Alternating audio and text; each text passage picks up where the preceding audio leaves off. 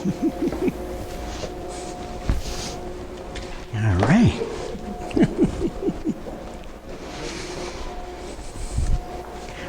Well, thank you, both Dorothy and Jeanette.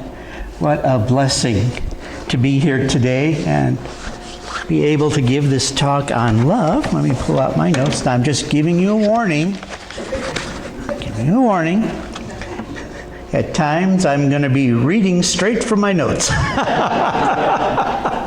But there's some good stuff in there, so don't worry. It's all good. So I'll just start with a little song. L is for the way you look at me. O is for the only thing I see.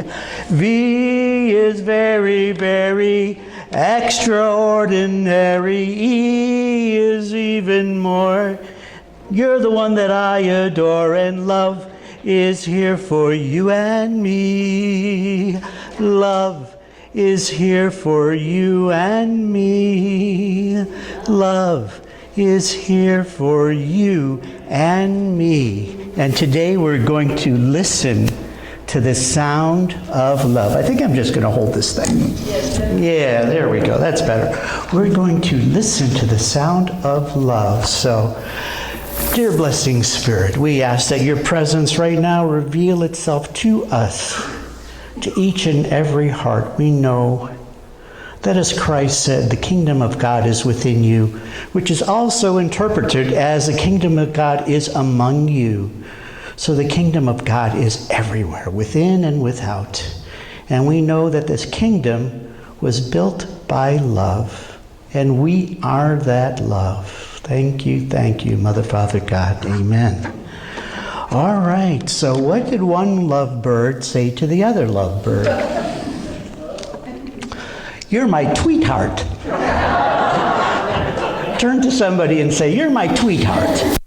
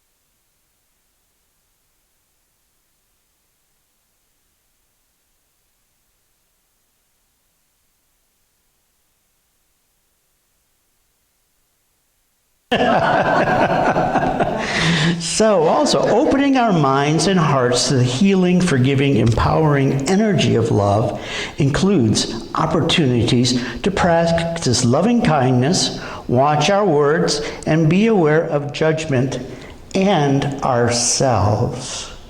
What I'd also like to focus on today is that word, ourselves. This love applies to us as well.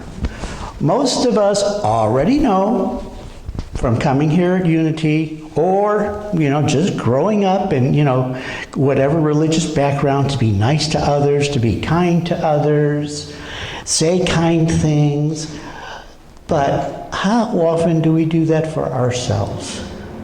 How often do we beat ourselves up over trivial events in our lives, and we just hold on to that, and we don't see the big picture of who we are, all the good things that we have contributed to the world, to relationships.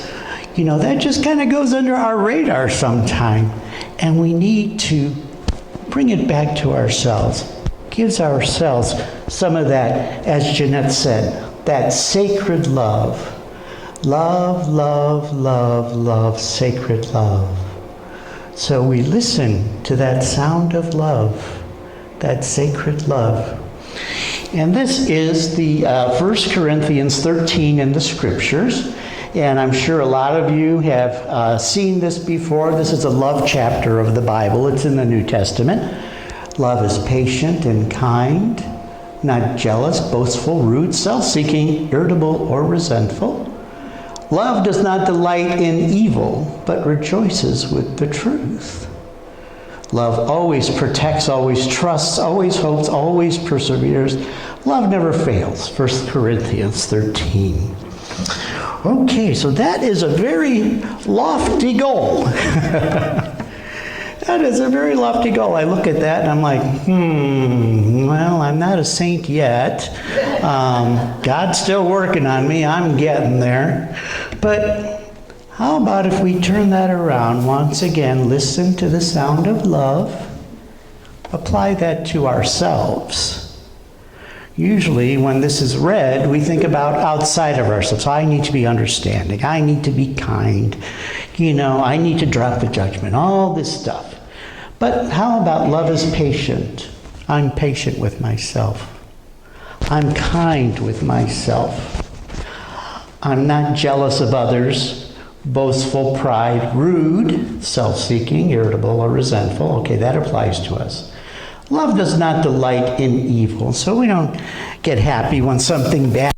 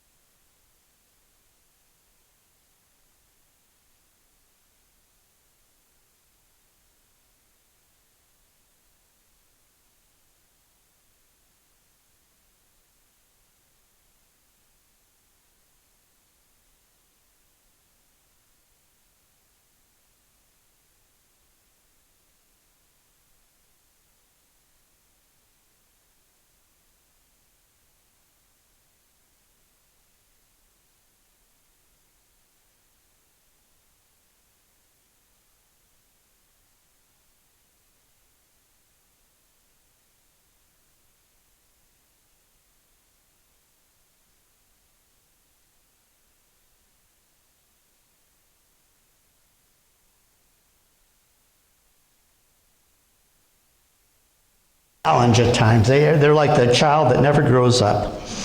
So, anyways, I just really want us to look within ourselves and find that love that is already there, that we were born with. A lot of us grew up with messages that we were not good enough or that we were sinful and we had to do certain things to win God's approval. And it doesn't work that way anymore. Our brains are being washed, as Reverend Guy said, and he'll be here next week as well. So we continue to let our minds be renewed. The Bible says, renew your mind in the book of Romans. Renew your mind. Focus on what is good in our lives. One time when I was working down at Unity San Diego, we had a repeat caller. I worked with the prayer ministry down there, and this person would call several times a day. So we finally had to tell her, you only get one call. So then she'd start calling Blair. She'd call the bookstore. One time Blair told her, so what is working in your life? Oh, absolutely nothing is working in my life. Everything's bad. On and on she goes. Never responding to, the suggestion that your thoughts may be creating this. And so Blair says, what is working? He goes, are your toes working? She goes, yeah, my toes are working. So she goes, well, give gratitude for your toes, that they're working. And so she started focusing on gratitude for her toes, and of course it expanded to, okay, I got a roof over my head, I have some food, da-da-da-da-da-da-da. And so we start there. You know, what is working in our lives? Just the basic. I was able to get up today and brush my teeth and come here to Unity. Isn't that wonderful? So it also says, respond with love. When we respond with love, we see through the lens of understanding, knowing that everyone is most likely doing the best they can from where they are in the moment. Our response, whether it's kind words or an understanding look and smile, sends them the healing energy of love. Love is a journey. Love is a teacher, step by step. As Jesus said, this is my commandment, that you love one another as I have loved you. In the scriptures, John 15:12. So here's some ways that we can, just share love in very simple ways. Compliment a stranger or compliment somebody, but let it be a sincere compliment. You look nice today or whatever. Just, we don't want to give, make up things. People know that. Just a simple compliment is very loving. Give others a good smile. Smile just brightens up the room, like that song, smile when your heart is aching, smile even though it's breaking. We don't want to give too much of a phony smile, but a smile helps. Do your best to keep the conversation positive, full of kindness, of hope and love, and keeping it light. It's good to share our troubles, but overdoing it can really, just weigh down yourself. Because the more you talk about it, the more we keep creating that same situation over and over and over again. What we talk about comes about. It's part of our teachings. It becomes a self-fulfilling prophecy. So when we talk also, once again, to ourselves, let's, be the observer and monitor our thoughts. Just close our eyes and just observe your thoughts. Don't try grabbing at them. Don't try to push them away. Just like clouds floating by. You see this thought? Okay. We see that thought. Oh, that's interesting. That's an interesting point of view. Oh, yeah, I'm judging so-and-so. It's okay to judge him. That's all right. I'm just letting it pass by. Just observing. And that's a very simple practice. You could focus on your breathing, just focus on your nostrils. Feel your breath go in and out, nice and gentle. And out. If your mind starts wandering, once again, we bring it back to the breath. That prana, the divine substances, Fillmore said. That's all around us. We breathe in that substance, that prana, that energy, that divinity that we live in. And we relax. We feel the love within us. We feel the gentle comfort of God within us, holding us and cradling us, telling us gently, everything is working out for your good. You just need to stop and observe it and see how things are synchronistically coming together. And I'd like to close this particular section with an affirmation. I am aligned with God and I respond with love. Let's say that together. I am aligned with God and I respond with love.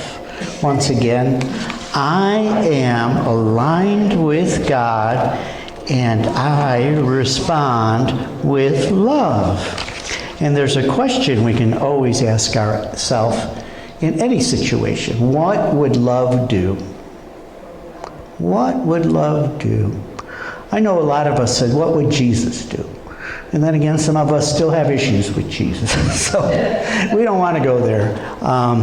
Blair had a bumper sticker said, what would Buddha do? But what would love do? What would love, when somebody irritates us or we get irritated, we're human. These things happen. What would love do? Just stop and take a breath. And you know, like I said, we're not saints. We're not saints. Sometimes we're going to react. We're going to say things, and that's okay. But we bring ourselves back to the principle of love. And that's why we call that a spiritual practice. We're constantly, or should be, practicing our spirituality. We are constantly.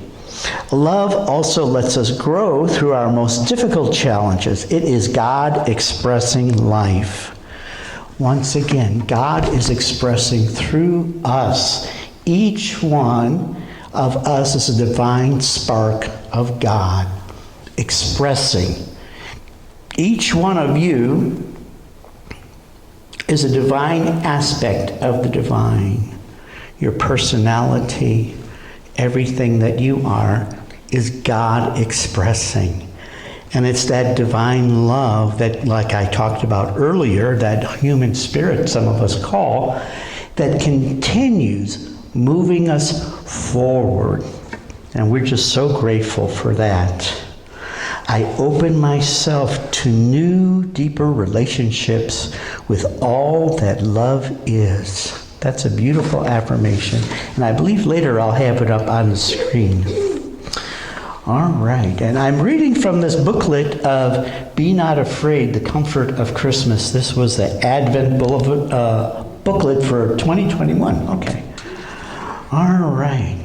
Divine love is ever present, not only in radiant, joyful experiences, but also in the depths of darkness. So once again, when we're going through challenging times, that divine love is there. We just need to tap into it and move forward and just accept it.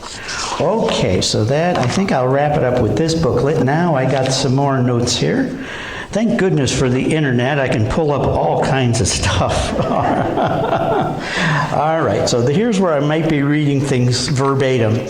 All right, as we gather together today, just days before Valentine's Day, it's a perfect moment to reflect on the essence of love from a unity perspective. While Valentine's Day often emphasizes romantic expressions, in unity, we recognize love as a universal, divine principle that transcends personal relationships and touches every aspect of our being. And it not only transcends every relationship, it infuses our relationships when we let it.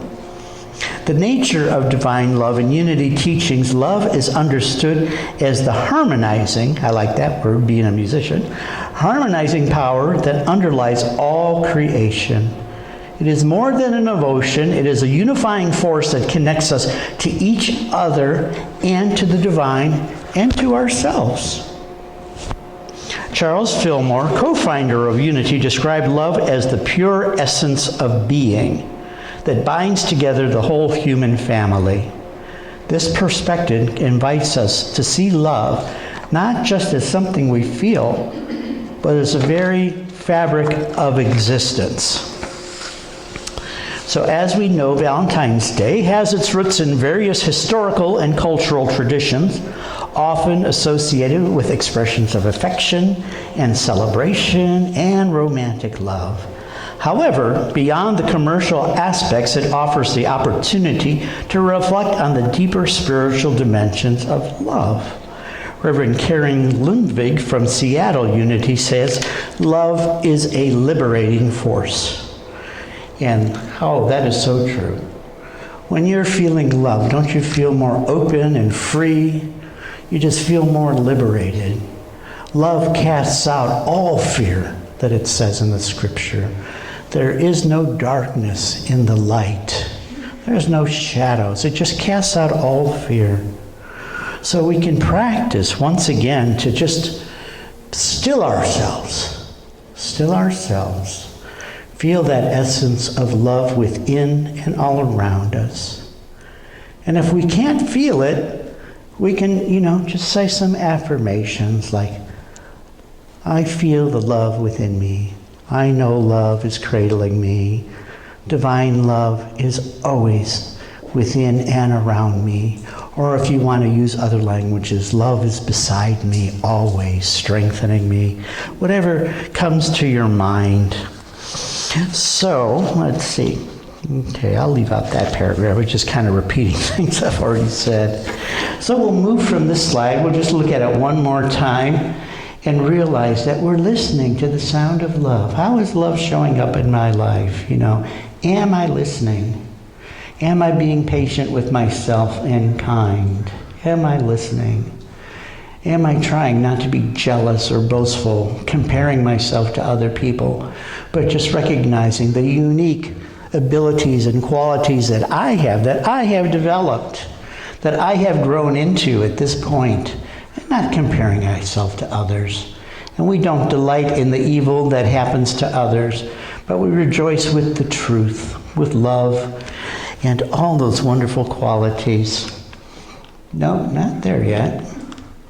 Oh, there we go. Oh, no. Let's see. I'm giving it away. No. There we go. Got some affirmations. So here's some practical affirmations. How we can, let me see, is this? No, I jumped the gun, but why don't we go ahead and do that? Some affirmations that helps us tap into that power of love. Okay. I am love, and I attract love in all its forms. Gratitude. Appreciating the love already present in my life magnifies it. Meditation and prayer. Connecting with divine love strengthens my ability to give and receive love freely. Acts of kindness. Giving love unconditionally expands my experience of it. And love is a way of life. So that's our spiritual practice. We'll leave that up there, so in case you want to take a shot of it. And how are we doing with time? Oh, it's already 20 after. Oh, my goodness. All right. So I thought I didn't have enough material, but I have 3 more pages. Let me...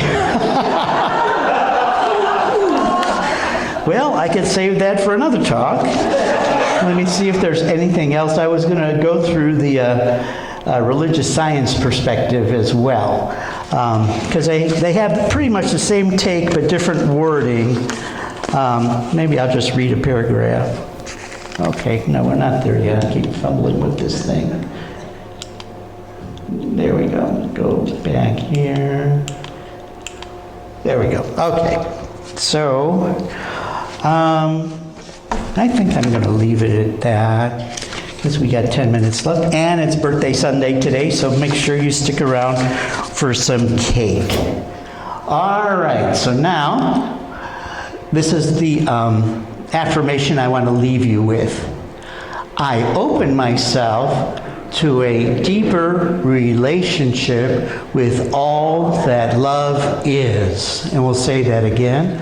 I open myself to a new, deeper relationship with all that love is. And 3rd time's the charm. I open myself to a new, deeper relationship with all that love is. All right. All you need is love. Love is all you need. Okay, and I'll turn it over now to Dorothy.